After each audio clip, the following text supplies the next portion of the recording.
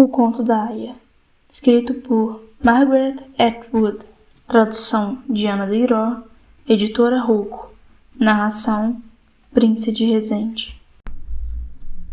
Parte 8. Dia do Nascimento. Capítulo 19. Estou sonhando que estou acordada.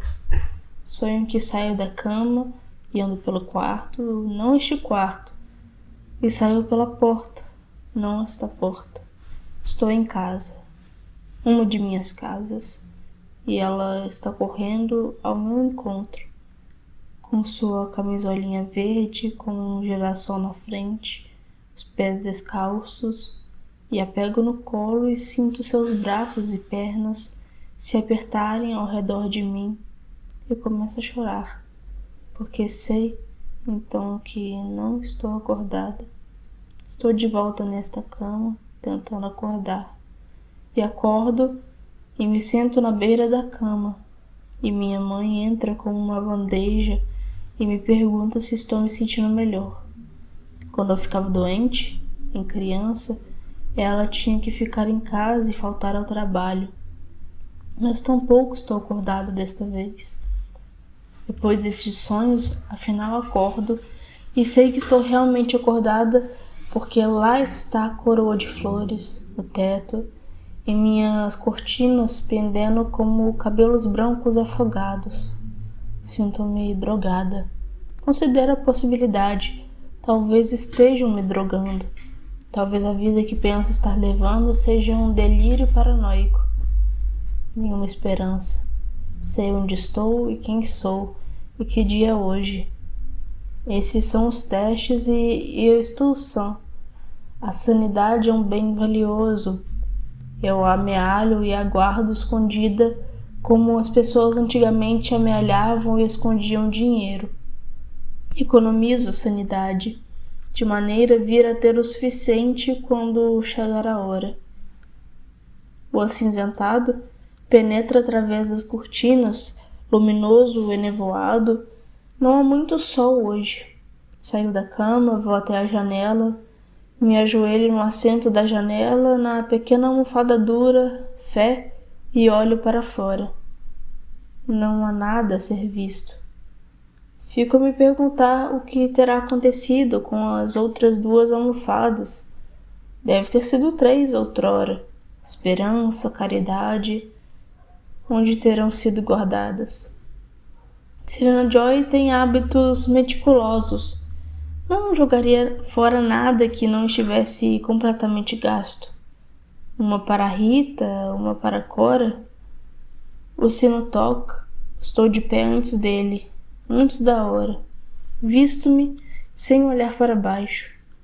Sento-me na cadeira e penso na palavra cadeira. Também pode significar o lugar ocupado pelo líder que preside uma reunião, ocupa a cadeira da presidência. Também pode significar um instrumento para execução de condenados. É a primeira sílaba de caridade, em inglês, cadeira chair, que é palavra francesa que significa carne. Nenhum desses fatos tem qualquer ligação com os outros. Esses são os tipos de litanias que uso para me compor. Diante de mim está uma bandeja, e na bandeja está um copo de suco de maçã, um comprimido de vitamina, uma colher, um prato com 3 fatias de pão tostado, um pratinho contendo mel e outro prato contendo um oveiro, do tipo que se parece com um torso de mulher vestindo uma saia. Depois da saia está o segundo ovo, sendo mantido aquecido. O oveiro é de porcelana branca com uma risca azul. O primeiro ovo é branco. Empurro um pouco o oveiro de modo que agora esteja na luz aquosa do sol, que entra pela janela, ora mais luminosa, ora empalidecendo, ora mais luminosa de novo sob a bandeja.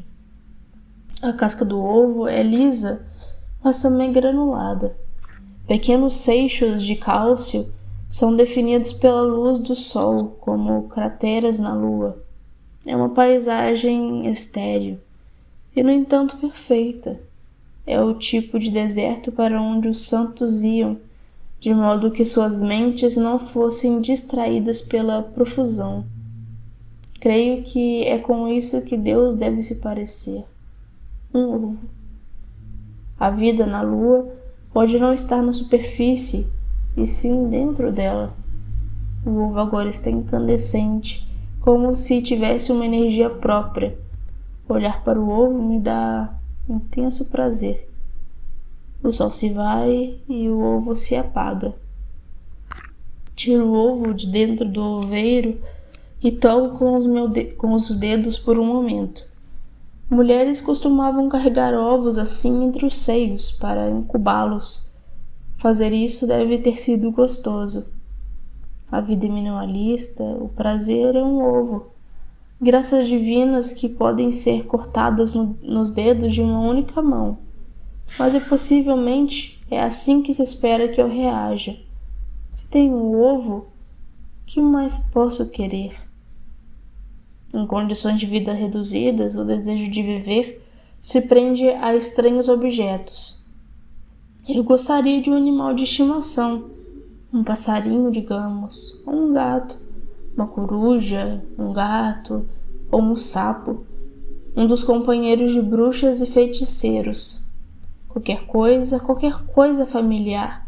Um rato serviria numa emergência, mas não há nenhuma chance disso. Essa casa é limpa demais. Corto a parte de cima do ovo com a colher e como o conteúdo.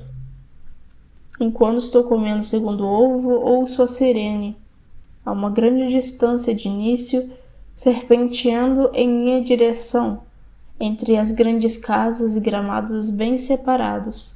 Um som agudo como o zumbido de um inseto, depois se aproximando, abrindo-se como uma flor de som se abrindo, para tornar-se uma trombeta. Uma proclamação, essa sirene. Repouso minha colher, meu coração se acelera, vou até a janela de novo. Será ela azul e não para mim? Mas vejo-a dobrar a esquina, vir pela rua, parar na frente da casa, ainda tocando alto e estridente, e a vermelha. Uma alegria para o mundo, bastante rara nos dias de hoje. Deixo o segundo ovo comido pela metade, sigo apressada para o armário pegar minha capa longa. Já posso ouvir o som de pés na escada e as vozes chamando. Depressa, diz Cora, não vai esperar o dia inteiro. E me ajuda a pôr a Pelirine, que está realmente sorrindo de verdade. Ela está realmente sorrindo de verdade. Quase corro pelo corredor. Descer a escadaria é como esquiar. A porta da frente é larga, onde posso sair por ela. O guardião está postado lá, batendo continência. Começou a chover uma garoa e o cheiro grávido de terra e grama enche o ar. O porta-móvel vermelho está estacionado na entrada para carros. A porta de trás está aberta e eu subo e entro. O carpete no chão é vermelho, cortinas vermelhas fechadas sobre a janela. Há 3 mulheres já sentadas lá dentro, nos bancos que se estendem pelo comprimento da caminhonete de ambos os lados. O guardião fecha e tranca as portas duplas e embarca na frente, ao lado do motorista. Através da grade de metal coberta de vidro, podemos ver suas nucas. Damos partida com um solavanco, enquanto a sirene acima grita: cedam passagem, cedam passagem. Quem é? Pergunto para a mulher ao meu lado, em sua orelha, onde deve ser sua orelha debaixo da touca com abas brancas. Quase tenho que gritar. O barulho é tão alto. Off-Warren! Grita em resposta. Impossivelmente ela agarra minha mão, a aperta, enquanto aos solavancos dobramos uma esquina. Ela se vira para mim e vejo seu rosto. Há lágrimas escorrendo por suas faces. Mas lágrimas de quê? Inveja? Desapontamento? Mas não, ela está rindo. Ela joga os braços ao redor de mim, nunca a vi antes. Ela me abraça, tem seios grandes. Por baixo do hábito vermelho, ela esfrega a manga no rosto. Neste dia podemos fazer qualquer coisa, tudo que quisermos. Reviso a afirmação dentro de certos limites. Diante de nós, no outro banco, uma mulher está rezando de olhos fechados, as mãos juntos à boca. Ou ela pode não estar rezando, pode estar mordendo as unhas dos polegares. Possivelmente está tentando se manter calma. A terceira mulher já está calma. Senta-se de braços cruzados, sorrindo ligeiramente. A sirene continua, sem parar, sem parar. Esse costumava ser o som da morte para ambulâncias e carros do corpo de bombeiros. Possivelmente é o som da morte hoje também. Logo saberemos. Aqui o Off-Warren dará à luz um bebê, como todos esperamos, ou alguma outra coisa, um não bebê com uma cabeça de alfinete, um focinho como o de cachorro, ou com 2 corpos, ou um buraco no coração, ou sem braço, ou com mãos e pés colados como nadadeiras. Não há como saber. Houve um tempo em que eles podiam dizer com o uso de máquinas, mas hoje está banido. De que serviria saber de qualquer modo? Você não pode tirá-los. Seja lá o que for, tem que ser levado a termo. As probabilidades são de 1 para cada 4. Aprendemos isso no centro. Houve uma época em que o ar ficou carregado demais de substâncias químicas, raio, radiação. A água enxameava com moléculas tóxicas. Tudo isso leva anos para pôr em ordem. E, enquanto isso, elas penetram em seu corpo, se acumulam nas células adiposas do corpo. Quem sabe, sua própria carne pode estar poluída, suja como uma praia onde houve derramamentos de óleo, morte certa para os pássaros marítimos e bebês ainda por nascer. Talvez um abutre morresse se comesse ele. Talvez você se ilumine na escuridão como um relógio de pulso de antigamente, vigia de velório. Era assim que chamavam um certo tipo de besouro, cujo zumbido era um tic-tac que se alimenta de carniça. Por vezes não consigo pensar em mim mesma, em meu corpo, sem ver o esqueleto, como devo parecer para um microscópio eletrônico. Um berço de vida feito de ossos, no interior riscos, proteínas deformadas, cristais defeituosos denteados como vidro quebrado. As mulheres tomavam medicamentos, comprimidos, os homens pulverizavam árvores, as vacas comiam a relva, todo esse mijo com força comprimida fluía para os rios, para não mencionar a explosão de usinas de energia atômica ao longo da falha de San Andreas. Não por culpa de ninguém, durante terremotos e a cepa mutante de sífilis que nenhum tipo de mofo conseguiu tocar. Algumas o fizeram sozinhas, mandaram fazer ligaduras de Kardec, fechando-se ou ferindo-se para sempre com substâncias químicas. Como foram capazes de fazerem uma coisa dessas? Dizia tia Lídia. Ah, mas como foram capazes de fazer uma coisa dessas? Jezebéis, desprezando as dádivas de Deus, torcendo as mãos. É um risco que estarão correndo, dizia tia Lídia. Mas vocês são as tropas de choque, marcharão na vanguarda em território perigoso. Quanto maior o risco, maior a glória. Ela juntava as mãos, radiante com nossa falsa coragem. Nós baixávamos os olhos para os tampos de nossas carteiras, passar por tudo aquilo e dar à luz uma retalhadora. Não era um pensamento nada atraente. Não sabíamos exatamente o que aconteceria com os bebês que não recebiam aprovação, que eram declarados não bebês. Mas sabíamos que eram postos em algum lugar, rapidamente descartados. Não houve uma causa única, disse tia Lídia. Está postada na frente da sala, com seu vestido cor de caqui, com uma batuta na mão. Desenrolado e estendido na frente do quadro negro, onde outrora teria havido um mapa, está um gráfico, mostrando o coeficiente de natalidade por 1000, ao longo de anos e anos. Uma encosta escorregadia, descendo além da linha do zero de reposição, cada vez mais para baixo. E claro, mulheres acreditavam que não haveria futuro. Pensaram que o mundo explodiria. Essa era a desculpa que usavam, disse tia Lídia. Diziam que não havia sentido na procriação. As narinas de tia Lídia se estreitam. Tamanha maldade. Eram mulheres preguiçosas, diz ela. Eram mulheres vagabundas. No tampo de minha carteira, há iniciais entalhadas na madeira, aí datas. As iniciais por vezes estão em dupla, unidas pela palavra AMA. JH AMA BP, 1954. OR AMA LT.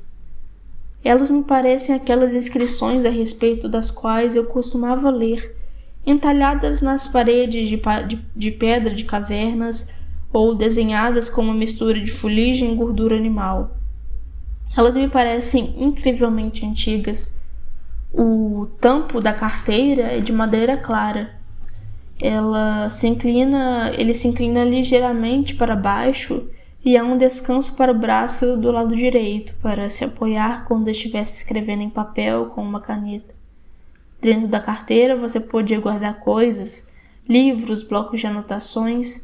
Esses hábitos de tempos passados agora me parecem pródigos, quase decadentes, imorais, como as orgias de regimes bárbaros. M. Ama G. 1972. Esse entalhe, feito com um lápis encravado muitas vezes no verniz gasto da madeira, tem o patos de todas as civilizações desaparecidas. É como a impressão de uma mão na pedra. Quem quer que tenha feito aquilo algum dia esteve vivo. Não há quaisquer datas depois da metade dos anos 80.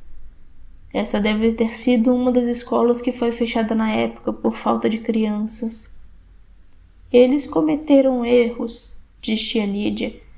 Nós não podemos repeti-los. A voz dela é piedosa, condescendente. A voz daqueles cujo dever é nos dizer coisas desagradáveis para nosso próprio bem. Eu gostaria de estrangulá-la. Empurro esse pensamento para longe, quase tão logo penso nele. Quase que tão logo penso nele. Uma coisa é valiosa, diz ela. Somente se for rara e difícil de obter. Queremos que vocês sejam valiosas, meninas. Ela é rica em pausas que saboreia em sua boca. Pensem em si próprias como pérolas. Estamos sentadas em nossas fileiras de olhos baixos, nos afazemos salivar moralmente. Somos dela para definir, temos que tolerar seus adjetivos. Penso em pérolas. Pérolas são cuspe congelado de ostra. Isso é o que direi a Moira mais tarde, se puder. Todas nós aqui tornaremos vocês apresentáveis, disse tia Lídia, com o ânimo satisfeito. A caminhonete para. As portas de trás são abertas, o guardião nos arrebanha para fora. Na porta da frente está postado outro guardião com uma daquelas metralhadoras de cano bem curto pendurada ao ombro. Seguimos em fila em direção à porta da frente, debaixo da chuva fina, os guardiões batendo continência. A grande caminhonete emerge, a que tem as máquinas e os médicos móveis está estacionada mais adiante na entrada para o carro circular. Vejo um dos médicos olhando para fora pela janela da caminhonete. Só queria saber o que faziam lá dentro, esperando. Jogam cartas, muito provavelmente, ou leem algum tipo de atividade masculina. A maior parte do tempo ele só tem permissão de entrar se não houver remédio. Costumava ser diferente. Eles costumavam estar no controle. Uma pouca vergonha aquilo, disse tia Lídia. Vergonhoso. O que ela havia acabado de nos mostrar era um filme feito em um hospital dos tempos antigos. Uma mulher grávida ligada por fios a uma máquina, eletrodos saindo dela em todas as direções, de modo que parecia um robô quebrado. Um gotejamento de solução intravenosa introduzida em seu braço. Um homem qualquer com uma lanterna olhando para cima entre suas pernas, onde seus pelos haviam sido raspados. Uma simples garota pelada e sem barba. Uma bandeja cheia de bisturis esterilizados, todo mundo de máscara. Uma paciente cooperativa. Houve um tempo em que eles drogavam as mulheres, induziam o trabalho de parto, abriam-lhe cortes, depois a costuravam. Isso não existe mais. Nenhum anestésico tampouco. Tia Elizabeth disse que era melhor para o bebê, mas também multiplicarei grandemente a tua dor e a tua conceição. Com dor terás filhos. Foi isso que tivemos no almoço. Pão preto e sanduíche de alface. Enquanto estou subindo a escadaria, degraus largos com um vaso de pedra de cada lado. O comandante de Offwaren deve ser de status mais alto do que o nosso. Ouço outra sirene. É o porta-móvel azul para as esposas. Deve ser Serena Joy chegando com pompa. Nada de bancos duros para elas. Tem assentos de verdade, estofados. São virados para a frente e não escondidos por cortinas. Elas sabem para onde estão indo. Provavelmente Serena Joy esteve aqui antes, nesta casa, para tomar chá. Provavelmente Offwaren, em tempos passados, aquela víbora manhosa Janine foi levada a desfilar diante dela e das outras esposas, de modo que pudessem ver sua barriga, tocá-la talvez, e congratular a esposa. Uma garota forte, bons músculos, não há gente laranja em sua família. Verificamos nos registros, nunca pode ser cuidadoso demais. E talvez uma das mais gentis pergunte: você gostaria de biscoitinhos, querida? Ah não, assim você vai estragá-la com mimos. Açúcar demais não é bom para elas. Certamente um só não vai fazer mal. Só dessa vez, Mildred. E a trouxa puxa-saco da Janine. Assim posso, madame, por favor. Tão boazinha, tão bem comportada, a grosseira e rabugenta como alguma delas, faz seu trabalho e pronto. Mas como uma filha para você, como se poderia dizer, parte da família, agradáveis risadinhas matronais. É só isso, querida, pode voltar para seu quarto. E depois que ela saiu, umas putinhas, todas elas, mas apesar disso não se pode ser exigente demais. Você aceita o que lhe oferecem, certo, meninas? Isso da esposa do comandante. Ah, mas você teve tanta sorte. Alguma delas, ora veja, não são nem sequer limpas e não lhe deram um sorriso, ficam lastimando-se em seus quartos, não lavam os cabelos, elas fedem. Eu tenho que mandar as Martas fazê-lo. Quase tenho que segurá-la à força na banheira. Você praticamente tem que suborná-la para conseguir que ela apenas tome um banho. Tem que ameaçá-la. Tive que adotar medidas rígidas com a minha. E agora ela não come seu jantar direito. E quanto a outra coisa, nenhuma mordidela. Fomos tão regulares. Mas a sua... Você merece elogios por ela. E agora, a qualquer momento, Ravo, mas você deve estar tão empolgada. Ela está enorme de grande. Aposto que mal pode esperar. Mas chá, mudando de assunto com modéstia. Conheço bem esse tipo de coisas que acontecem. E Janine lá em cima em seu quarto, o que ela faz? Senta com o gosto de açúcar ainda na boca. Olha fixamente para a janela, olha fixamente para fora pela janela, inspira e expira, acaricia seus seios inchados. Não pensa em nada. Capítulo 20. A escadaria central da casa é mais larga que a nossa, com um corrimão curvo de cada lado. Do andar de cima posso ouvir o cantar das mulheres que já estão lá.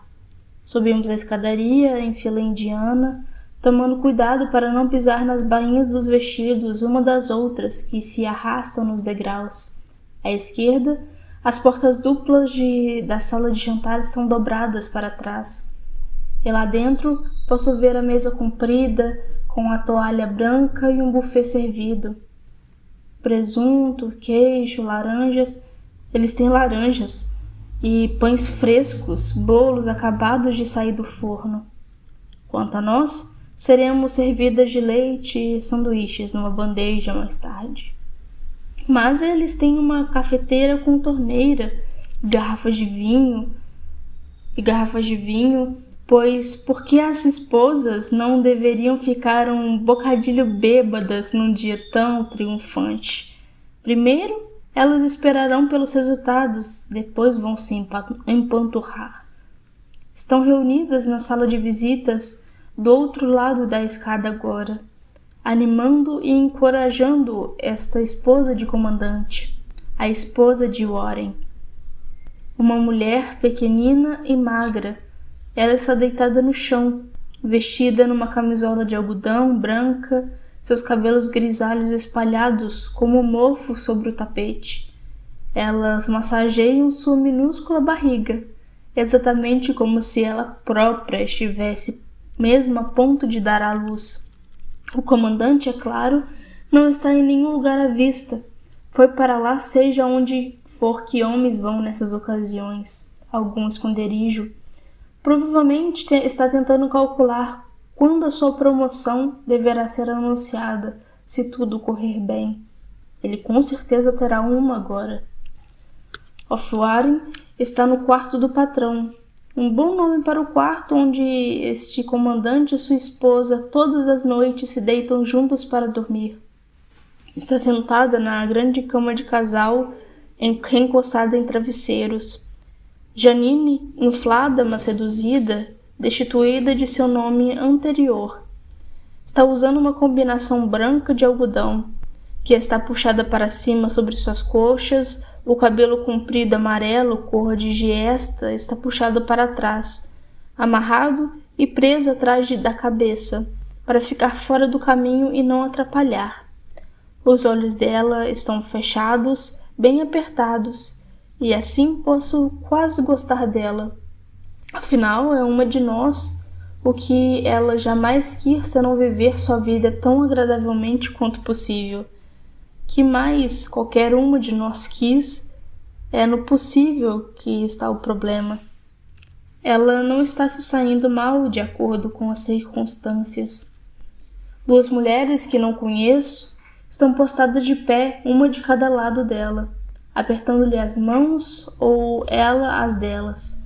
Uma terceira levanta a camisola, derrama óleo de bebê na montanha de seu estômago, esfrega para baixo. A seus pés está a tia Elizabeth, com o seu vestido de cor caqui, com bolsos de estilo militar no peito. Era ela tal que lecionava educação ginecológica. Tudo que posso ver dela é o lado da cabeça, seu perfil.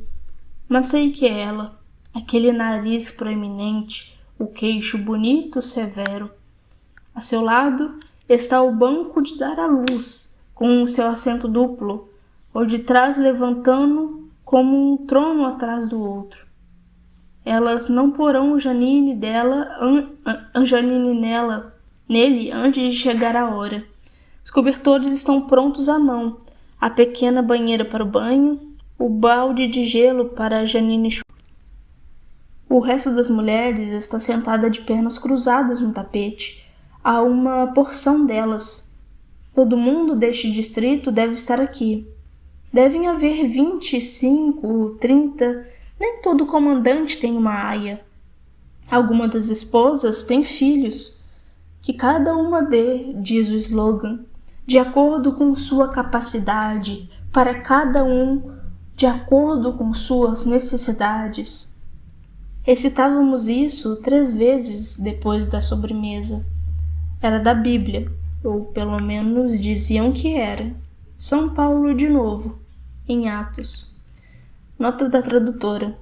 Na verdade, uma releitura machista de uma citação de Marx, 1875. Fim da nota da tradutora. Vocês são uma geração de transição, disse tia Lídia. É muito mais difícil para vocês. Sabemos os sacrifícios que são esperados de vocês. É duro quando os homens as insultam. Para as que vierem depois de vocês será mais fácil. Elas aceitarão seus deveres de boa vontade com o acordo de seus corações. Ela não disse, porque elas não terão lembranças de outra maneira. Ela disse, porque não queirão coisas que não podem ter. Uma vez por semana tínhamos uma sessão de cinema depois do almoço e antes do descanso da tarde. Sentávamos no chão da sala de ciência doméstica em nossos colchonetes cinzentos e esperávamos enquanto tia Helena e tia Lídia lutavam com o equipamento de projeção. Se tivermos sorte, não veríamos o filme carregado de cabeça para baixo.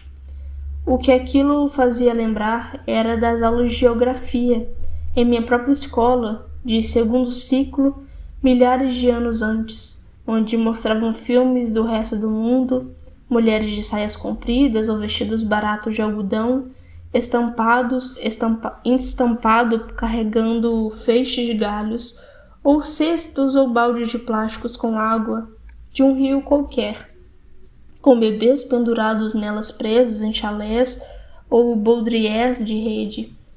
Na tela, olhando para nós do lado de fora, com os olhos franzidos ou assustados, sabendo que alguma coisa lhe estava sendo feita por uma máquina com olho de vidro, mas sem saber o que. Aqueles filmes eram confortadores e ligeiramente tediosos.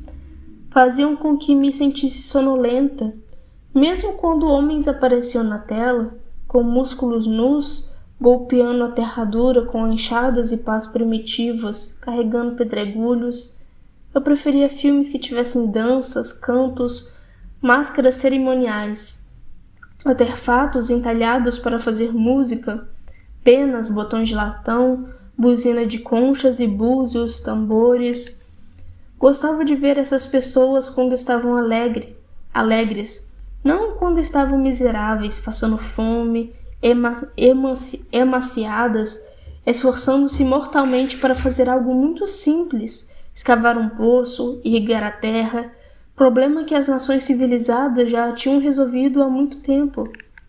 Eu achava que alguém deveria apenas dar-lhes a tecnologia e permitir que progredissem na vida. Tia Lídia não mostrava esse tipo de filme. Por vezes, a fita que ela exibia era um velho filme pornográfico dos anos 70 ou 80. Mulheres ajoelhadas chupando pênis ou armas, mulheres amarradas ou com coleiras de cachorro ao redor do pescoço, mulheres penduradas em árvores ou de cabeça para baixo, nuas, com as pernas mantidas abertas, mulheres sendo estupradas, surradas, mortas. Uma vez tivemos que assistir a um em que uma mulher era lentamente cortada em pedaços. Os dedos e os seios retalhados com podadeiras de jardim, o estômago fendido aberto e os intestinos puxados para fora. Reflitam cuidadosamente sobre as alternativas, dizia tia Lídia. Vocês veem como as coisas costumavam ser? Isso era o que eles pensavam das mulheres na época. A voz dela tremia de indignação. Moira disse mais tarde que não era de verdade, era feito com modelos, mas era difícil saber. Por vezes, contudo, o filme seria o que tia Lídia chamava de documentário de não mulheres. Imagine, dizia tia Lídia, desperdiçarem seu tempo assim, quando deveriam estar fazendo alguma coisa útil. Naquela época, as não mulheres estavam sempre desperdiçando tempo, eram encorajadas a fazê-lo. O governo lhes dava dinheiro para fazerem exatamente aquilo. Notem bem, alguma de suas ideias eram bastante sensatas, prosseguia ela, a voz com autoridade complacente de alguém que está em posição de julgar. Teríamos que desculpar e aceitar alguma de suas ideias mesmo hoje. Apenas algumas, vejam bem, dizia com falsa modéstia, levantando o dedo indicador, balançando-o para nós. Mas elas eram ateias, e isso pode fazer toda a diferença. Não estão de acordo? Fico sentada em minha esteira, de mãos unidas e cruzadas, e tia Lídia dá um passo para o lado, afastando-se da tela, e as luzes se apagam. E me pergunto se posso, no escuro, me inclinar até onde puder para a direita, sem ser vista, e sussurrar para a mulher ao meu lado. O que sussurrarei? Eu direi: você viu Moira?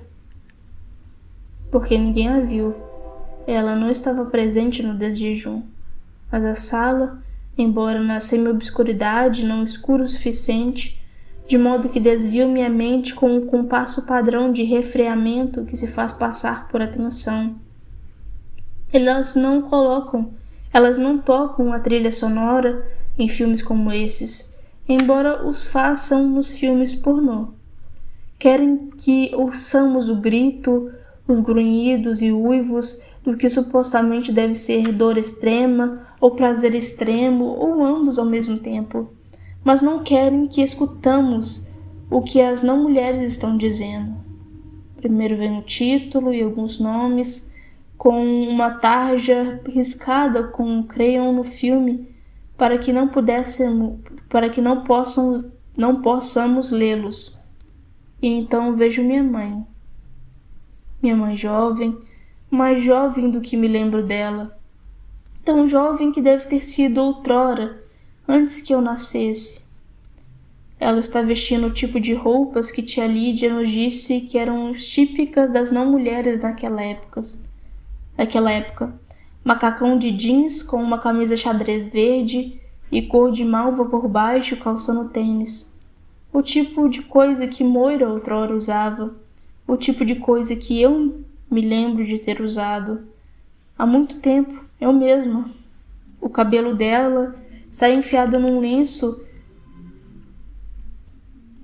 de cabeça cor de malva e preso para trás. Seu rosto é muito jovem, muito sério, até mesmo gracioso ou atraente. Eu me esqueci que minha mãe um dia foi tão graciosa, atraente e tão determinada assim. E ela está num grupo de mulheres vestidas no mesmo estilo. Está segurando uma vara, não, é a parte de uma bandeira, o punho. A câmera faz um movimento para cima e uma tomada panorâmica e vemos o que está escrito.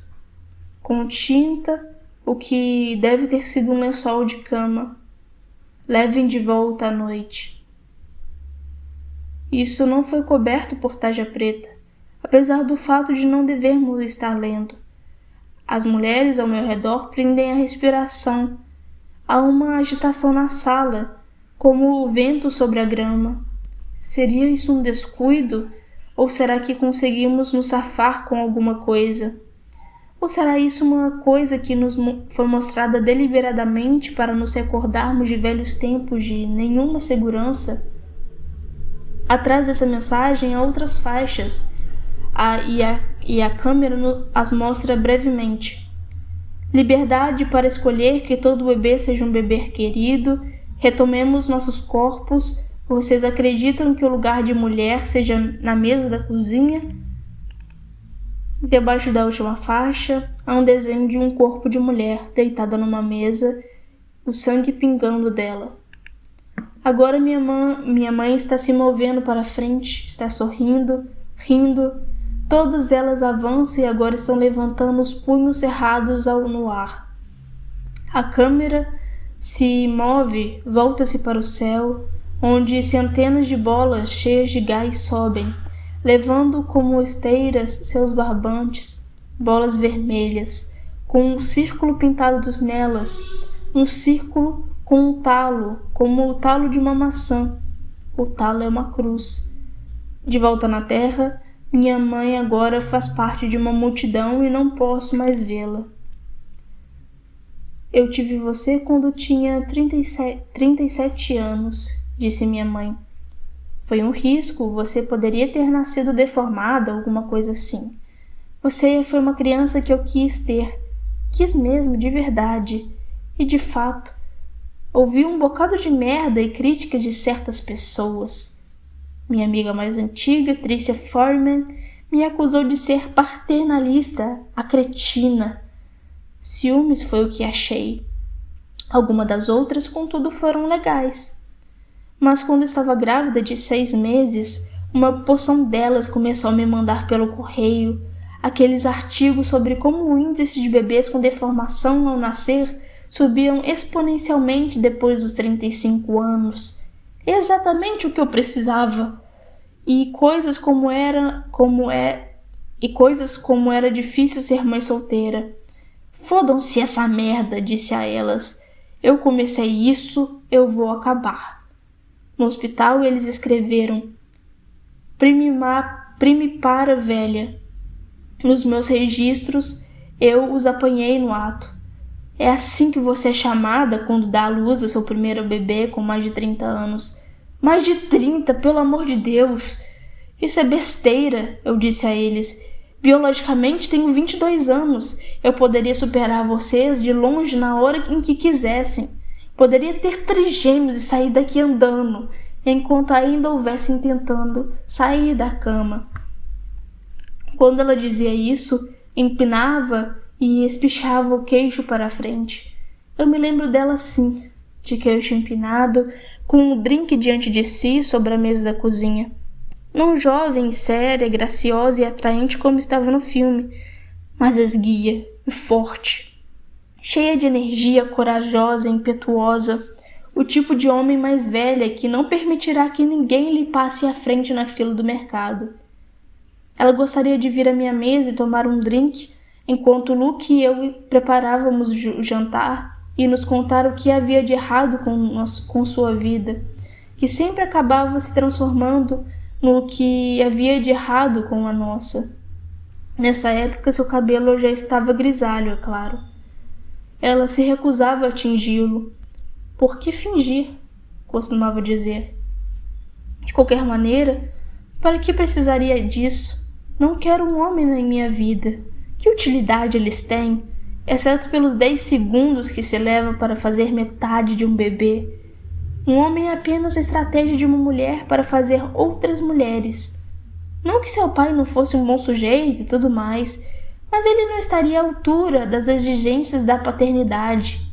Não que eu esperasse isso dele. Apenas faça o serviço, depois pode cair fora, eu disse. Ganho um salário decente e tenho condições para pagar uma creche. De modo que ele foi morar na costa e mandava cartões de Natal. Aliás, ele tinha lindos olhos azuis. Mas há alguma coisa faltando neles, mesmo nos que são mais gentis e bons sujeitos.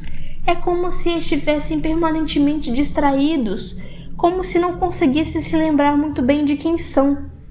Olham demais para o céu, perdem contato com os pés, não se comparam a uma mulher, exceto pelo fato de que eles são melhores para consertar carros e jogar futebol. Exatamente o que precisamos para o aperfeiçoamento da raça humana, certo? Era assim que ela falava, mesmo na frente de Luke. Ele não se importava, costumava provocá-la fingindo que era machista, Dizia-lhe que mulheres eram incapazes de pensamento abstrato e ela tomava mais um drink e sorria, arreganhando os dentes para ele. Porco chauvinista, dizia ela. Você não acha que ela é pitoresca e fora de moda? Dizia Luke. E minha mãe assumia uma expressão ardilosa, quase furtiva. Eu tenho o direito de ser. Sou velho o suficiente, já cumpri minhas obrigações. Está a minha hora de ser pitoresca e fora de moda. Você mal saiu das fraldas? Porquinho, eu deveria ter dito. Quanto a você, dizia para mim, você é apenas um ricochete, fogo de palha. A história me absolverá. Mas ela não dizia coisa desse tipo até depois do terceiro drink. Vocês jovens não dão valor às coisas, dizia. Não sabem as coisas porque tivemos que passar só para conseguir fazer com que vocês chegassem onde estão. Olhe só para ele cortando as cenouras. Vocês não sabem quantas vidas de mulheres, quantos corpos de mulheres os tanques tiveram que derrubar só para chegar a este ponto. Cozinhar é meu hobby, dizia Luke. Gosto de cozinhar. Hobby. Pateto hobby, como diria minha mãe. Você não precisa inventar desculpas para mim. Houve um tempo em que não lhe teria sido permitido ter um hobby desses. Teriam chamado você de viado. Não, mãe, eu dizia. Não vamos começar a discutir por uma coisa de nada, uma bobagem. Coisa de nada, dizia ela com amargura. Você chama isso de nada? Você não compreende absolutamente a respeito de que estou falando. De vez em quando ela chorava. Eu era tão sozinha, dizia. Você não tem ideia de como eu era só. E tinha amigos. Era uma pessoa de sorte, mas era sozinha mesmo assim. Eu admirava minha mãe em alguns sentidos, embora as coisas entre nós nunca fossem fáceis. Achava que ela tinha um excesso de expectativas, esperava demais de mim. Esperava que eu justificasse sua vida para ela e as escolhas que havia feito. Eu não queria viver minha vida nos termos dela. Não queria ser a filha modelo, a encarnação de suas ideias. Costumávamos brigar por isso. Não sou a justificativa para existir. Não sou a sua justificativa para existir. Disse-lhe certa vez. Eu a quero de volta. Quero tudo de volta, da maneira como era. Mas não adianta nada. Não tem nenhum objetivo esse querer. Capítulo 21. Está quente aqui e barulhento demais. As vozes das mulheres se elevam ao meu redor, um cântico suave que ainda assim é alto demais para mim. Depois de dias e dias de silêncio. No canto do quarto há um lençol manchado de sangue, embolado e atirado lá, do momento em que a bolsa d'água arrebentou. O quarto também cheira mal. O ar está viciado, deveriam abrir uma janela. O cheiro é de nossa própria carne, um cheiro orgânico, doce e com um traço de ferro, do sangue do lençol. E outro cheiro mais animal que está vindo só pode ser de Janine.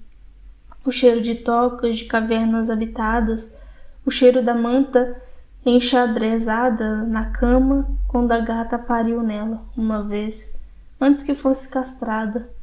Cheiro de matriz. Respire, respire, entoamos como fomos ensinadas a fazer. Segure, segure. Expulse, empurre, empurre. Entoamos contando até 5. Inspirar contando até 5. Segurar contando até 5. Empurrar contando até 5. Janine, de olhos fechados, tenta respirar mais devagar. Tia Elizabeth apalpa, checando as contrações. Agora Janine está inquieta, ela quer andar. As duas mulheres ajudam-no a sair da cama, sustentam-no uma de cada lado enquanto anda de um lado para o outro.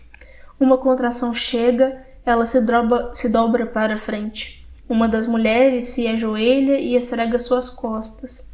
Todas nós somos boas nisso. Tivemos aula. Conheço a Glenn, minha companheira de compras, sentada a 2 mulheres depois de mim. Um cântico suave nos envolve como uma membrana. Uma Marta chega com uma bandeja, um jarro de suco de frutas do tipo que você faz diluído pó em água, de uva parece, e uma pilha de copinhos de papel. Ela o coloca no tapete diante das mulheres cantando, sem perder um minuto. A Glenn serve, e os copinhos de papel são passados adiante de mão em mão. Recebo um copinho, me inclino para passá-lo, e a mulher ao meu lado diz baixinho ao meu ouvido: "Você está procurando alguém?" "Moira", digo em voz igualmente baixo, cabelo castanho, sarda. "Não", diz a mulher, "eu não conheço essa mulher, ela não esteve no centro comigo. Embora tenha visto, fazendo compras, ficarei de olho para você." "E você é?" "Alma", diz ela. "Qual o seu nome verdadeiro?" Quero dizer a ela que havia uma alma comigo no centro. Quero dizer-lhe meu nome, mas tia Elizabeth levanta a cabeça, olhando fixamente ao redor do quarto. Deve ter ouvido uma interrupção no cântico, de modo que não há mais tempo. Por vezes você pode descobrir as coisas em dias de nascimento, mas não haveria sentido em perguntar a respeito de Luke. Ele não estaria em nenhum lugar onde dessas mulheres tivessem a possibilidade de vê-lo. O cântico continua. Começa a se apoderar de mim. É trabalho duro, vocês devem se concentrar, identificar-se com seu corpo, dizia tia Elizabeth.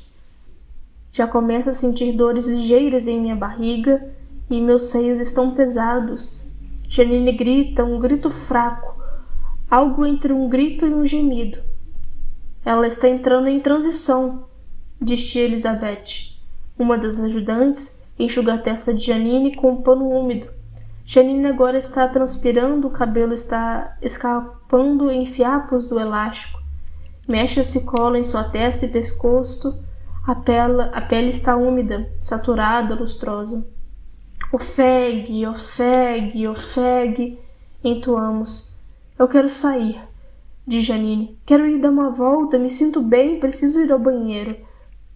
Todas nós sabemos que ela está em estado de transição, que não sabe o que está fazendo.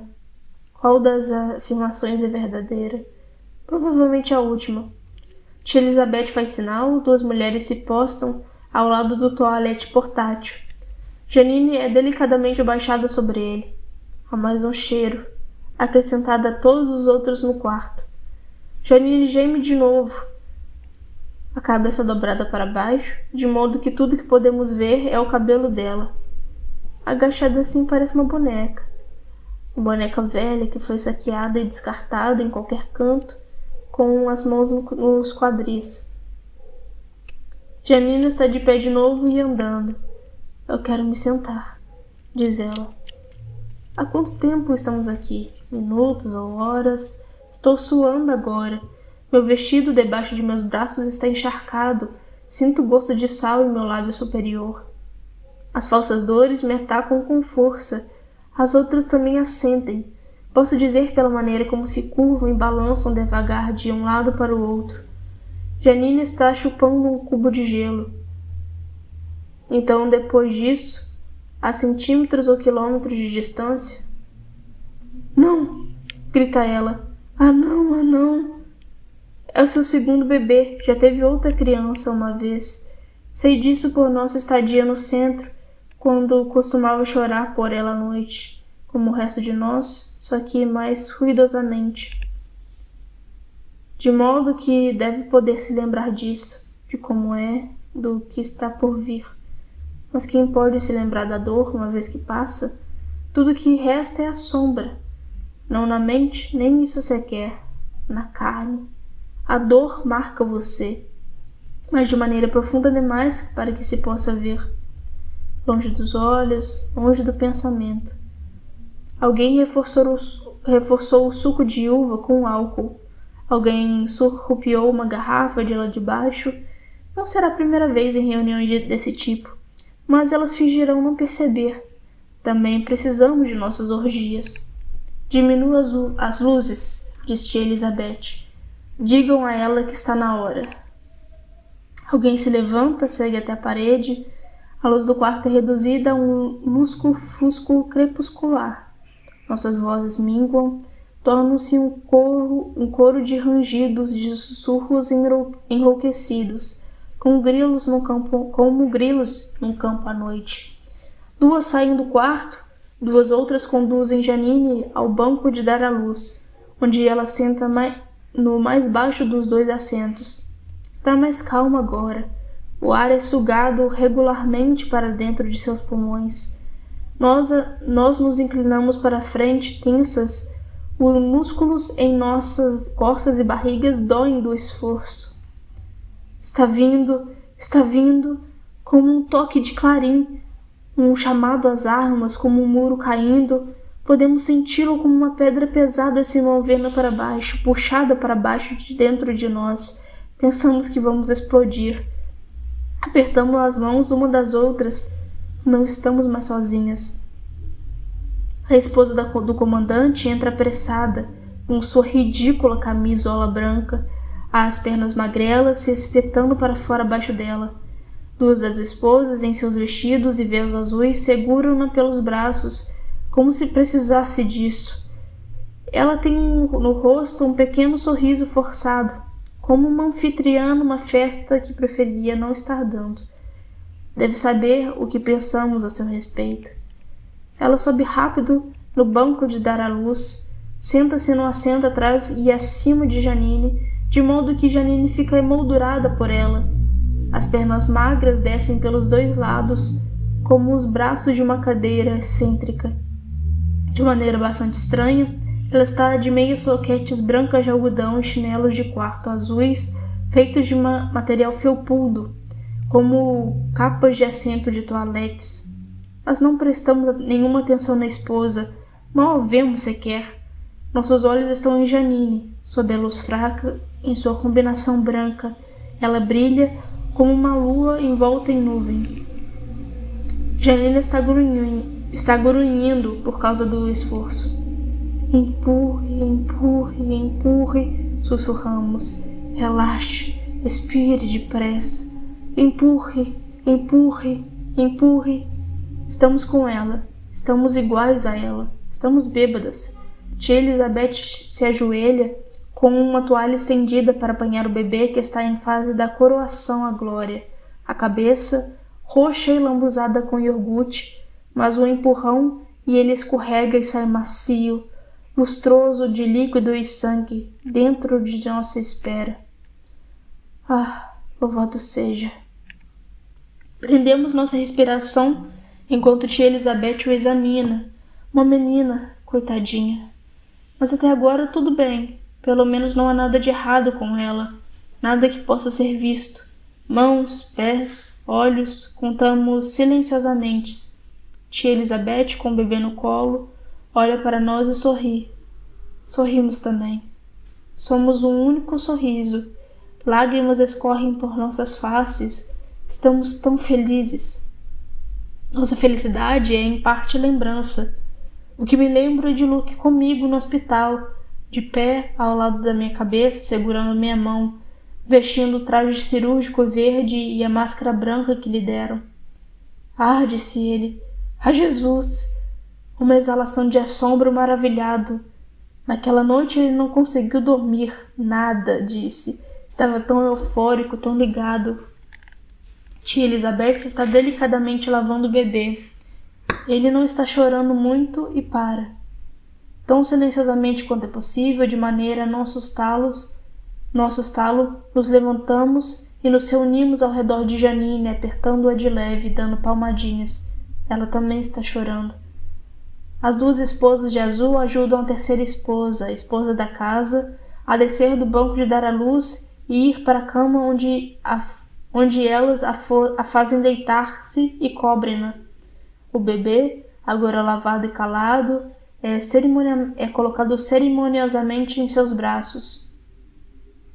As esposas vindas do quarto de baixo agora estão se acotovelando no quarto, abrindo caminho entre nós, empurrando-nos para o lado. Falam alto demais, algumas estão carregando seus pratos, as xícaras de café, os copos de vinho. Algumas ainda estão mastigando, se aglomeram ao redor da cama da mãe e filha, arrulhando e parabenizando. A inveja irradia delas, posso cheirá-la. Pequenas nuvens de ácido, mescladas com seu perfume. A esposa do comandante olha para o bebê como se fosse um buquê de flores, algo que ela ganhou, um tributo. As esposas estão aqui para testemunhar a escolha do nome. São as esposas que escolhem um nome por aqui. Ângela, diz a esposa do comandante. Ângela, Ângela, repetem as esposas pipilando, trêmulos de excitação. Que lindo nome, ela é perfeita, ela é maravilhosa. Ficam postadas entre Janine e a cama, de modo que ela não tenha que ver isso. Alguém lhe dá um pouco de suco de uva para beber, espero que tenha vinho misturado. Ela ainda está sentindo as dores do pós-parto, está chorando desconsoladamente, lágrimas exaustas, angustiadas. Mesmo assim estamos eufóricas. É uma vitória para todas nós. Conseguimos. Janine terá permissão para amamentar o bebê durante alguns meses. Elas acreditam em leite materno. Depois será transferida para ver se consegue fazer de novo com alguma outra pessoa que precise de ajuda. Mas nunca será mandada para as colônias. Nunca será declarada uma não-mulher. Essa é a sua recompensa. O partomóvel está lá fora, para nos levar de volta para as casas a que pertencemos. Os médicos ainda estão em sua caminhonete. Seus rostos parecem nas janelas, bolhas brancas, como rostos de crianças doentes confinadas em casa. Um deles abre a porta e vem em nossa direção. Correu tudo bem? Pergunta ansioso. Sim, respondo. A esta altura estou um bagaço, exausta. Meus seios doloridos estão secretando líquido, leite falso. Isso acontece com algumas de nós. Sentamos-nos em nossos bancos, uma de frente para as outras, enquanto somos transportadas. Agora estamos destituídas de emoção, quase destituídas de sentimento. Poderíamos ser trouxas de tecido vermelho. Sofremos a dor da falta. Cada uma de nós segura no colo um fantasma, um bebê fantasma. O que nos confronta agora, que toda agitação acabou, é nosso fracasso. Mãe, penso, onde quer que você possa estar, pode me ouvir? Eu queria uma cultura de mulheres. Bem, agora existe uma, não como a que você queria, mas existe. Dê graças a Deus pelo pouco que tem. Capítulo 22. Quando afinal o partomóvel chega diante da casa, estamos no final da tarde. O sol passa fraco em meio às nuvens, o cheiro de grama molhada se aquecendo está no ar. Estive no nascimento o dia inteiro, a gente perde a noção do tempo. Cora terá feito as compras hoje, estou dispensada de todos os meus deveres. Subo a escadaria, levanto meus pés pesadamente de um degrau para o seguinte, segurando-me no corrimão. Sinto-me como se estivesse passando dias acordado e correndo muito. Meu peito dói, meus músculos se contraem em câimbras como se lhe faltassem açúcar.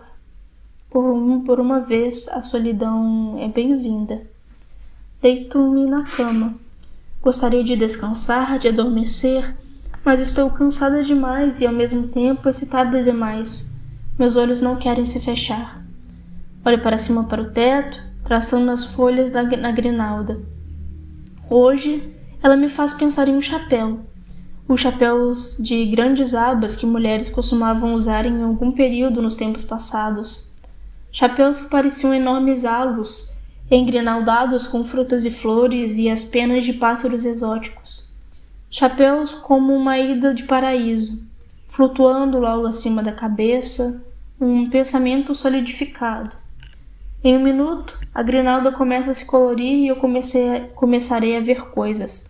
Estou cansada a este ponto. Como quando você havia passado a noite inteira dirigindo até o amanhecer, por algum motivo, não pensarei nisso agora. cada um mantendo o outro acordado, contando histórias e se revezando na direção. E à medida que o sol pusesse a subir, você via as coisas pelos cantos dos olhos. Animais púrpura, em arbustos no meio da estrada, silhuetas vagas de homens que desapareciam quando as olhava de frente. Sou cansada demais para continuar essa história. Cansada demais para pensar onde estou. Aqui vai uma história diferente, uma melhor. Esta é a história do que aconteceu com Moira. Parte dela posso eu mesma preencher as lacunas. Parte dela ouvi de Alma, que ouviu de Dolores, que ouviu de Janine. Janine ouviu de tia Lídia. Mesmo em lugares como aquele, mesmo sob aquelas circunstâncias, pode haver alianças. Isto é algo com o que você pode contar. Sempre haverá alianças, deste ou daquele tipo. Tia Lídia chamou Janine a seu escritório. Bendita seja o fruto, Janine, teria dito tia Lídia, se levantar os olhos de sua escrivaninha, onde estava escrevendo alguma coisa. Para toda regra sempre existe uma exceção.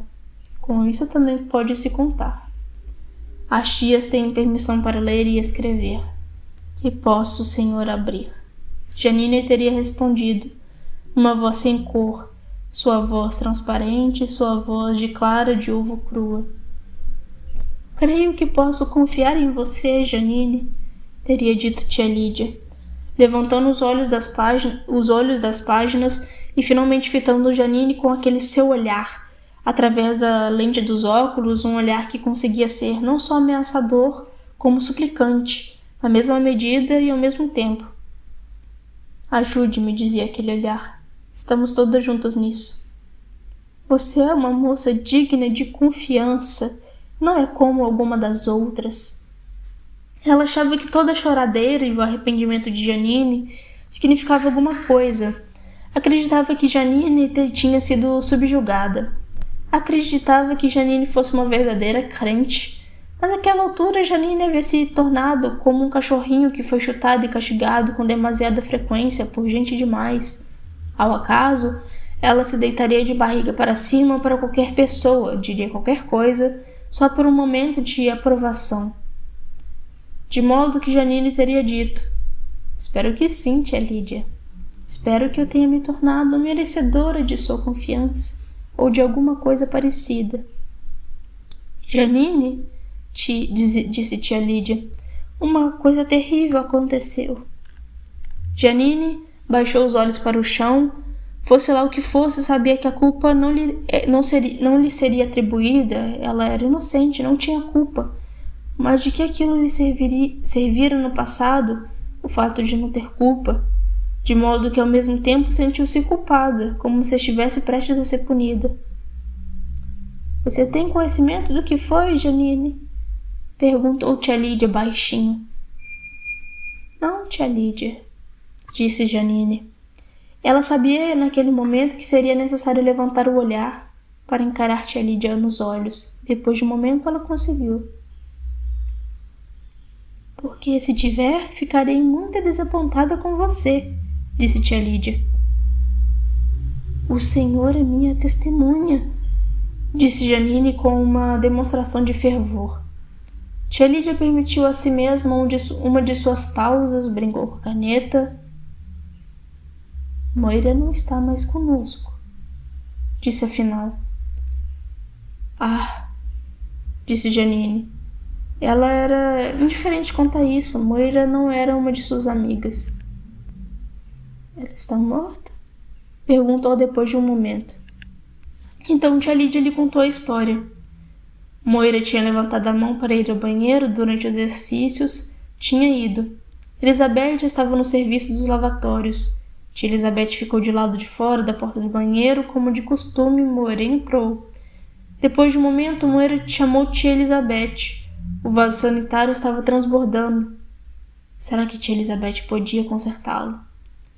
Pessoas não identificadas enfiavam maços de papel higiênico dentro dos vasos para fazer com que exatamente isso acontecesse.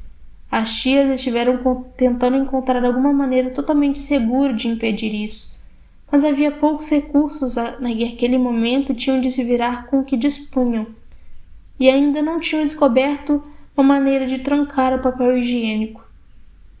Possivelmente deveriam mantê-lo do lado de fora, sob uma mesa, e dar a cada pessoa uma folha ou várias folhas quando entrassem.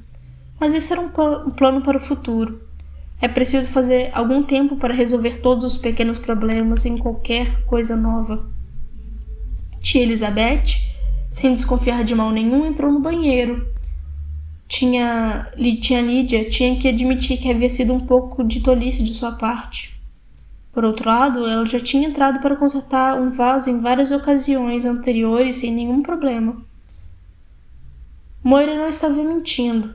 A água escorria pelo chão, bem como vários pedaços de matéria defecal se desintegrando.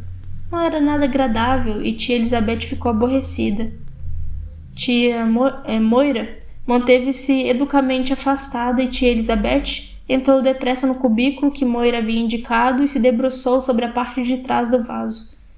Ela pretendia tirar o tampo de louça da privada e mexer no encanamento e no batuque que ficava dentro. Estava com as duas mãos no tampo quando sentiu alguma coisa dura e cortante, possivelmente metálica, cutucá-la na costela por trás.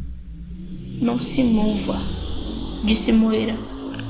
O enfiarei inteiro em você. Eu sei onde, vou perfurar seu pulmão.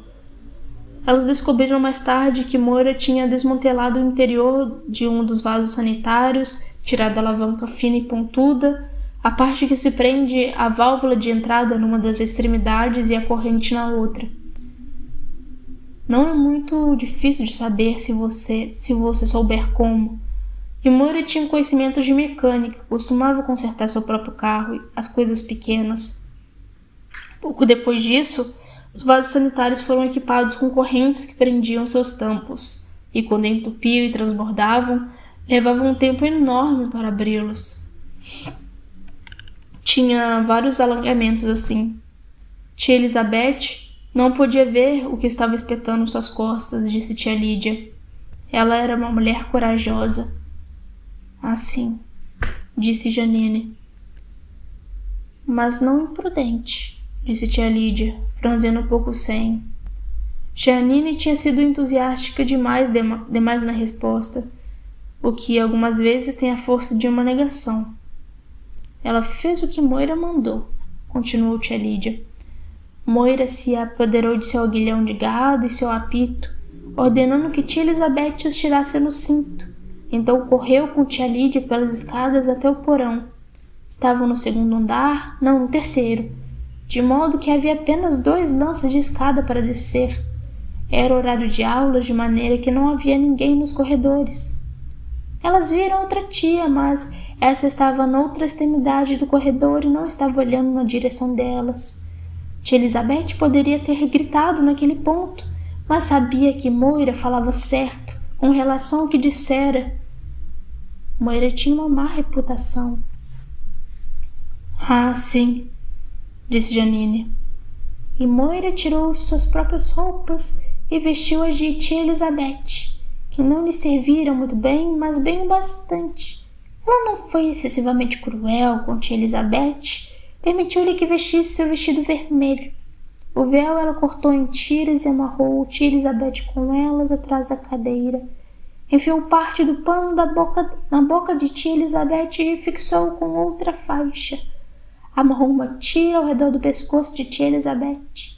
Então amarrou a outra ponta a seus pés, por trás. Ela é uma mulher ardilosa e perigosa, disse tia Lídia. Janine disse: Posso me sentar? Como se tudo aquilo tivesse sido demais para ela. Finalmente tinha alguma coisa para trocar, pelo menos por um vale. Sim, Janine, disse tia Lídia, surpresa, mas sabendo que àquela altura não podia recusar. Estava pedindo a atenção de Janine, sua cooperação. Indicou a cadeira no canto e Janine a puxou mais para frente. Eu poderia matar você, sabe? Disse Moira, disse Moira quando tia Elizabeth estava amarrada em segurança, escondida fora de vista atrás da cadeira. Poderia feri-la gravemente, de modo que nunca mais pudesse se sentir bem em seu corpo. Poderia dar-lhe choques com isso ou enfiar alguma coisa em seu olho. Apenas lembre-se de que não o fiz, se algum dia chegar a isso. Tia Lídia não repetiu nada dessa parte para Janine, mas imagino que Moira teria dito algo semelhante. Em todo caso, ela não mutilou, nem mutilou tia Elizabeth, que alguns dias mais tarde, depois de ter se recuperado de suas 7 horas atrás da cadeira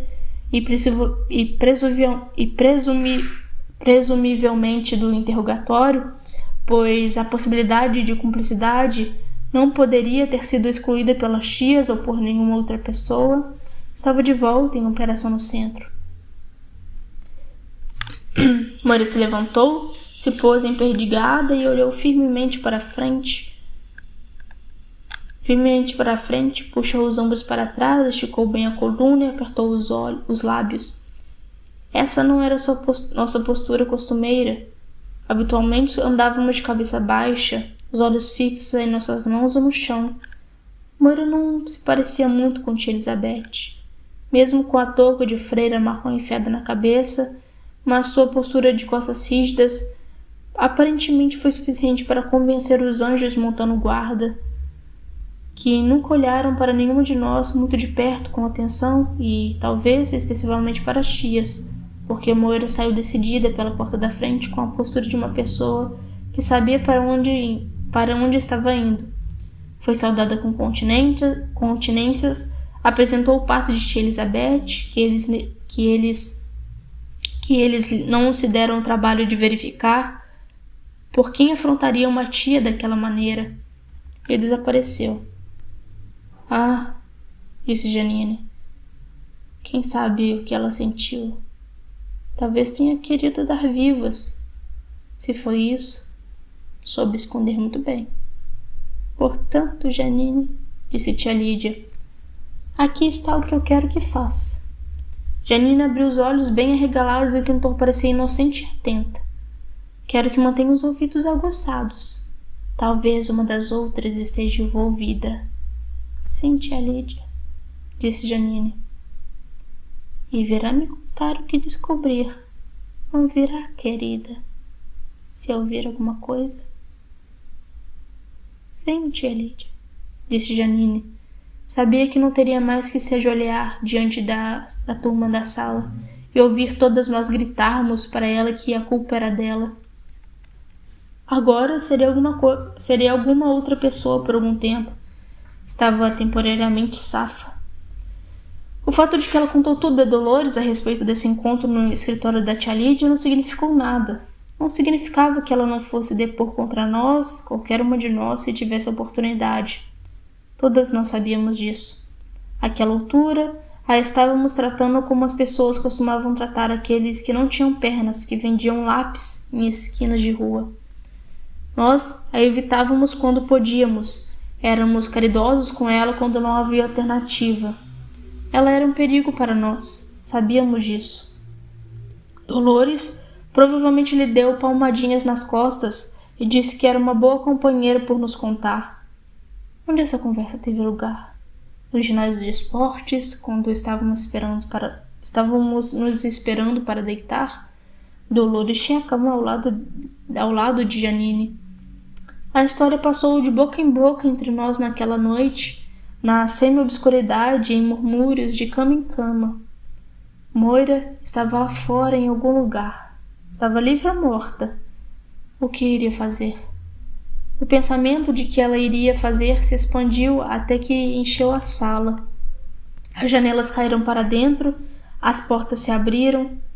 Moira agora tinha poder. Ela havia sido posta em liberdade. Ela havia se posto em liberdade. Moira agora era uma mulher livre. Creio que achávamos isso assustador. Moira era como um elevador com as paredes laterais abertas. Ela nos deixava com vertigens. Já estávamos perdendo o apreço pela liberdade e já estávamos achando aquelas paredes seguras. Os limites mais elevados da atmosfera, você iria se desfazer em pedaços, iria se vaporizar. Não haveria pressão para mantê-la inteira. Mesmo assim, Moira era nossa fantasia. Nós a mantínhamos carinhosamente sempre junto de nós. Estava conosco em segredo, uma fonte de diversão. Ela era lava sob a crosta da vida diária. À luz de Moira, as tias eram menos assustadoras e menos absurdas. O poder delas tinha em si em defeito. Elas podiam ser capturadas à força em toaletes. A audácia era do que gostávamos. Esperávamos que fosse trazida de volta, arrastada a qualquer minuto, como havia sido antes. Não conseguíamos imaginar o que poderiam fazer com ela desta vez. Seria muito ruim, o que quer que fosse. Mas nada aconteceu. Moira não reapareceu. Não reapareceu ainda. Até agora. Capítulo 23. Isso é uma reconstrução. Tudo, cada detalhe é uma reconstrução.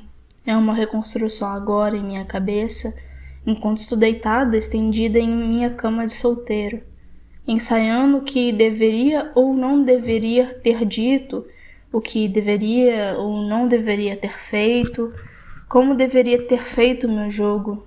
Se algum dia eu jamais sair daqui, vamos parar nesse ponto. Pretendo sair daqui. Isto não pode durar para sempre. Outros pensaram essas coisas em tempos difíceis antes deste e estavam sempre certos. Conseguiram sair de uma maneira ou de outra e não durou para sempre, embora para eles tenha durado todo o para sempre que tinham.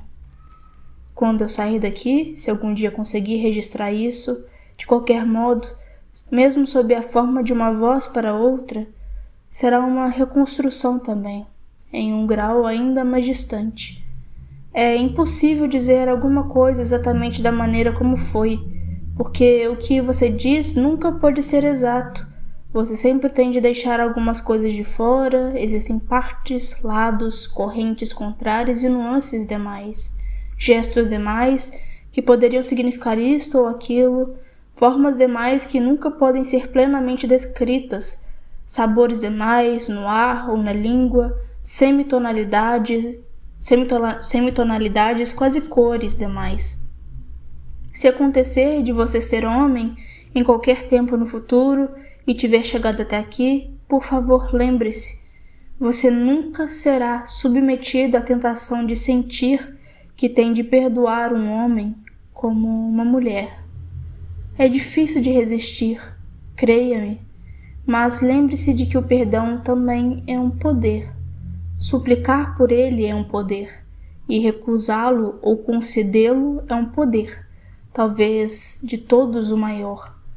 Talvez nada disso seja a respeito de controle, talvez não seja realmente sobre quem possa possuir quem pode fazer o que com quem e sair impune, mesmo que seja até levar à morte.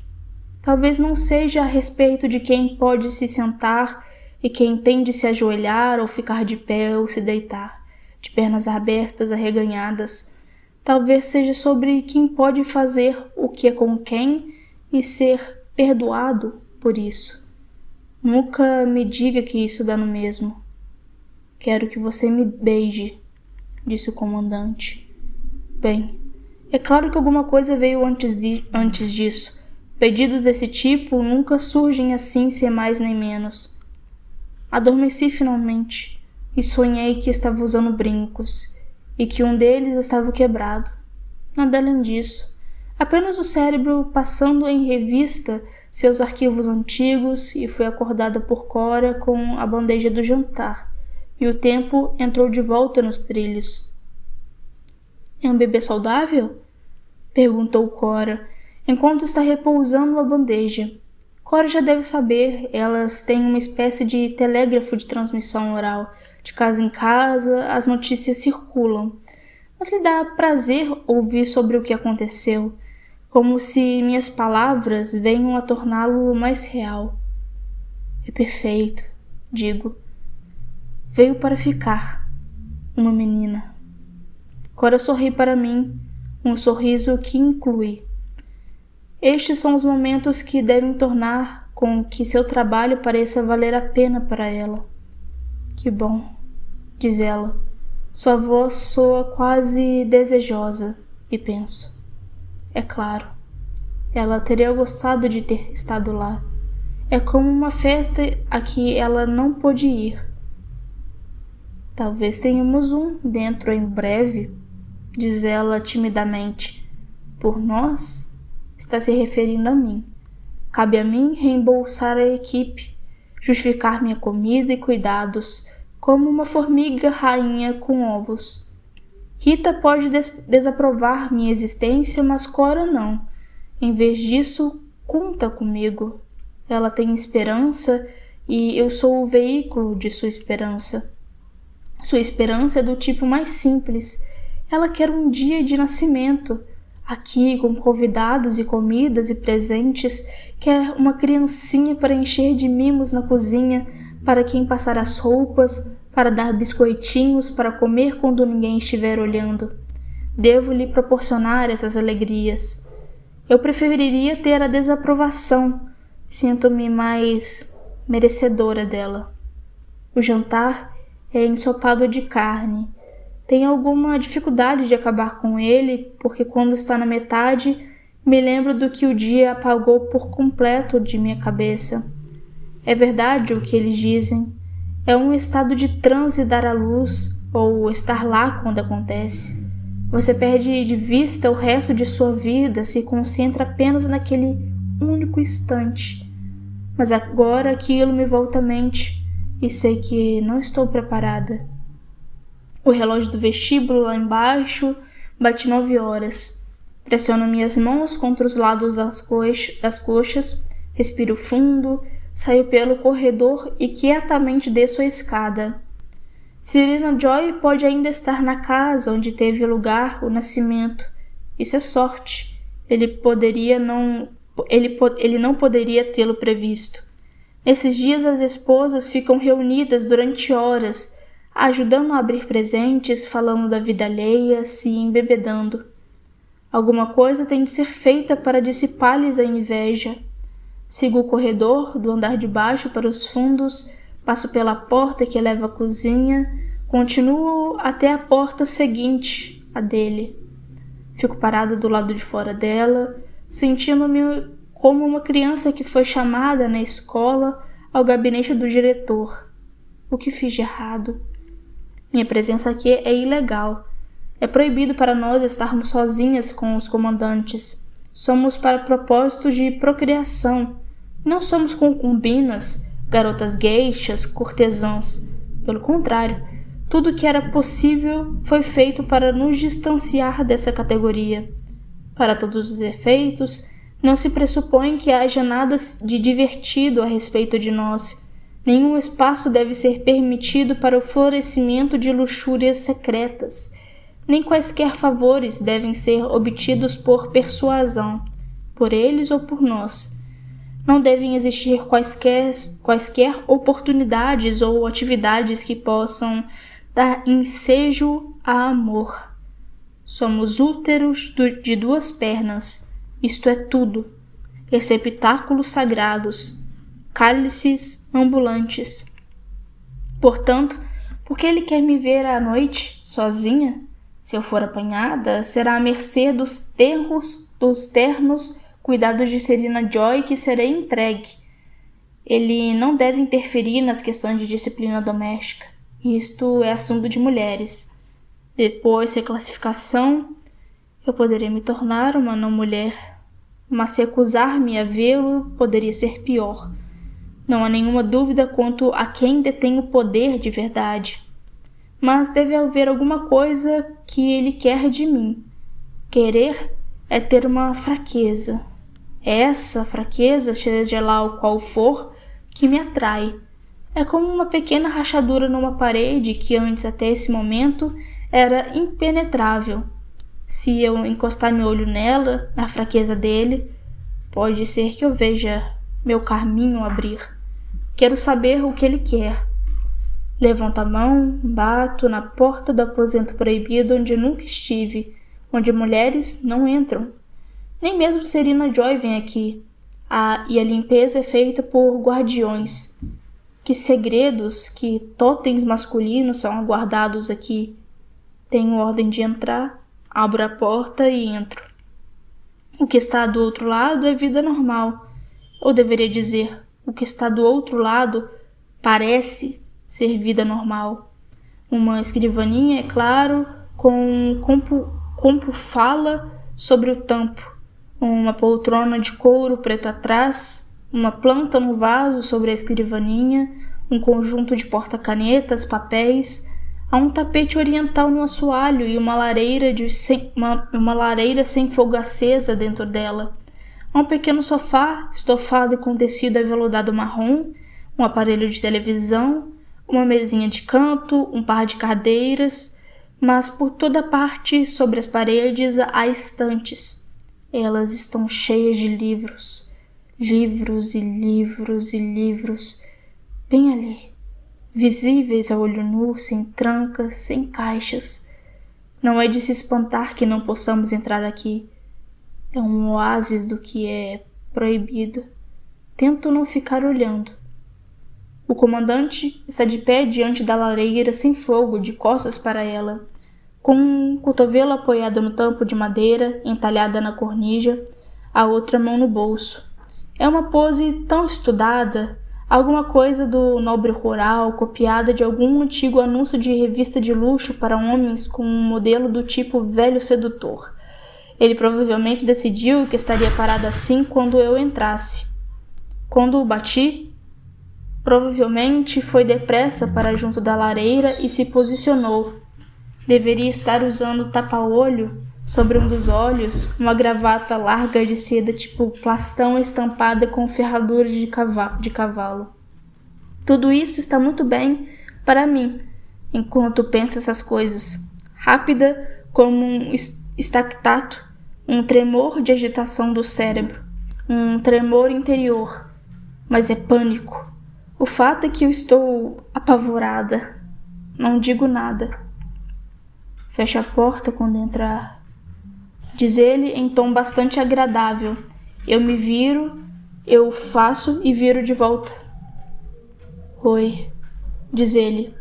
É a antiga forma de cumprimento. Há um tempo enorme que não a ouço. Há anos. Diante das circunstâncias parece fora de lugar, até mesmo cômica. Um salto para trás no tempo, uma acrobacia. Não consigo pensar em nada apropriado para dizer em resposta. Acho que vou chorar. Ele deve ter percebido isso, porque olha para mim confuso. Dá uma ligeira franzida na testa, que decido interpretar como preocupação, embora possa ser apenas irritação. Venha, diz ele. Você pode se sentar. Ele puxa uma cadeira para mim, posiciona na frente de sua escrivaninha. Então dá a volta, vai para trás da escrivaninha e senta-se bem devagar. Parece-me de maneira ensaiada. O que esse ato me diz é que não me trouxe aqui para me tocar de forma alguma contra a minha vontade. Ele sorri. O sorriso não é sinistro nem predatório. É apenas um sorriso de tipo formal, amistoso, mas um tanto distante, como se eu fosse uma gatinha numa vitrine. Uma gata que ele está olhando, mas que não pretende comprar. Eu me sento bem perdigada na cadeira, as mãos cruzadas no colo.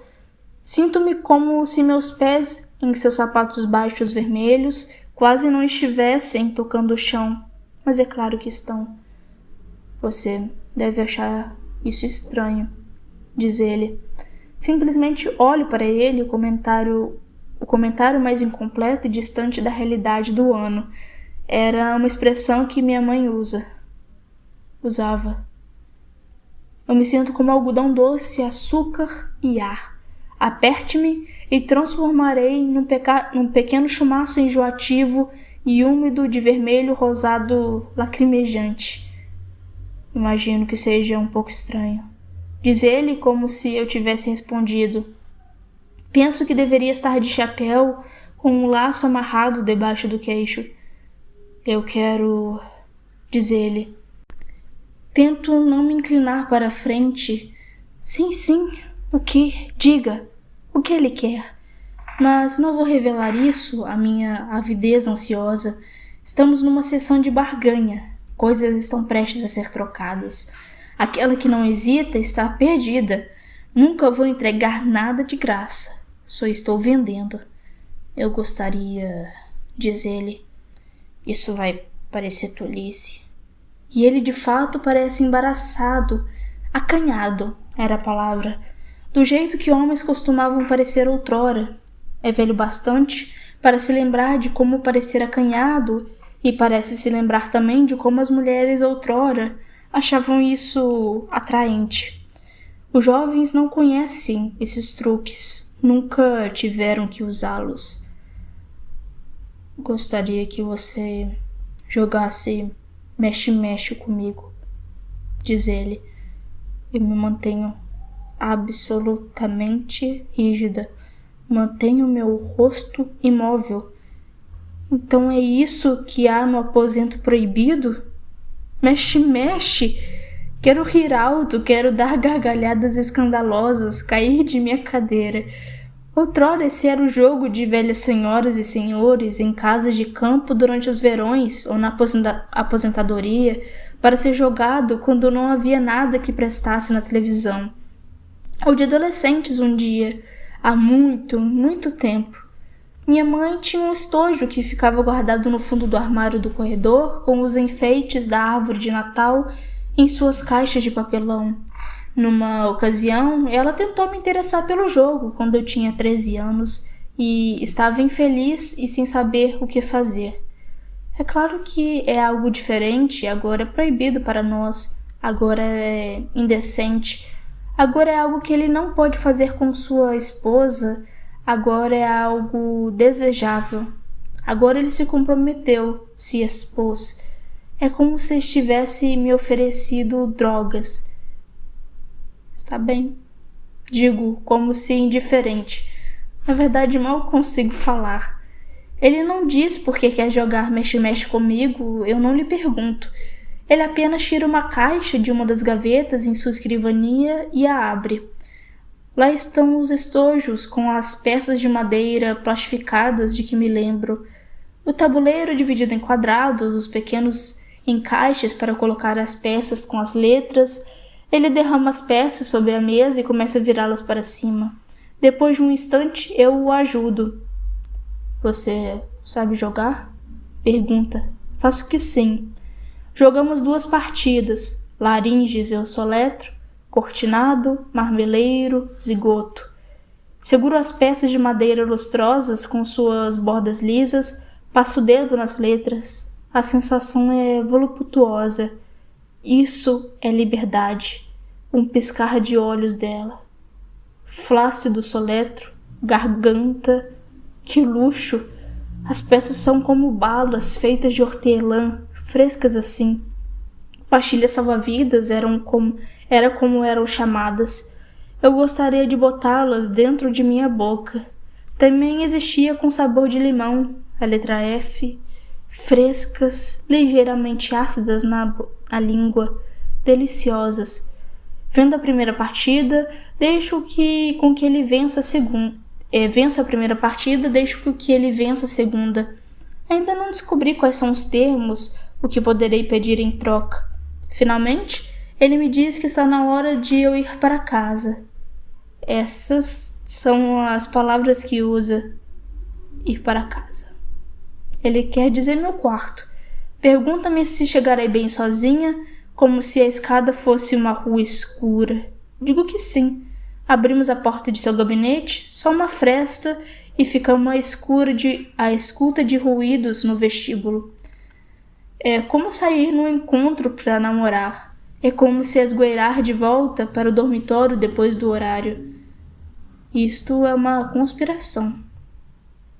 Obrigado, diz ele, pelo jogo. Então diz, quero que você me beije. Penso sobre como poderia desmontar a parte de trás do vaso sanitário, do vaso em meu próprio banheiro numa noite de banho, rápida e silenciosamente, de modo que Cora do lado de fora não me ouvisse. Eu poderia tirar a alavanca de metal de ponta afiada, escondê-la em minha manga e contrabandeá-la para o gabinete do comandante da próxima vez, porque depois de um pedido como esse, sempre há uma próxima vez, quer você diga sim ou não. Penso em como poderia me aproximar do comandante para beijá-lo aqui sozinha e tirar seu paletó, como se para permitir ou convidar algo além, alguma aproximação de amor verdadeiro, e pôr meus braços ao redor de seu pescoço e tirar a alavanca discretamente de minha manga e enfiar a ponta afiada nele subitamente, entre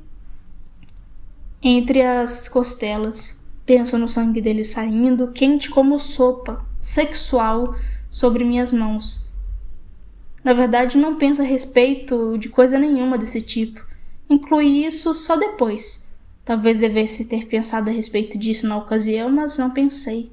Como já disse, isto é uma reconstrução. Está bem? Digo. Vou até junto dele e ponho meus lábios fechados sobre os dele. Sinto o cheiro de loção após barba, do tipo habitual, com um laivo de bolinhas de naftalina bastante familiar para mim, mas ele é como alguém a quem apenas acabei de conhecer. Ele recua, baixa o olhar para mim, lá está o sorriso de novo, o sorriso acanhado, tanta candura. Não assim, diz ele, como se você quisesse.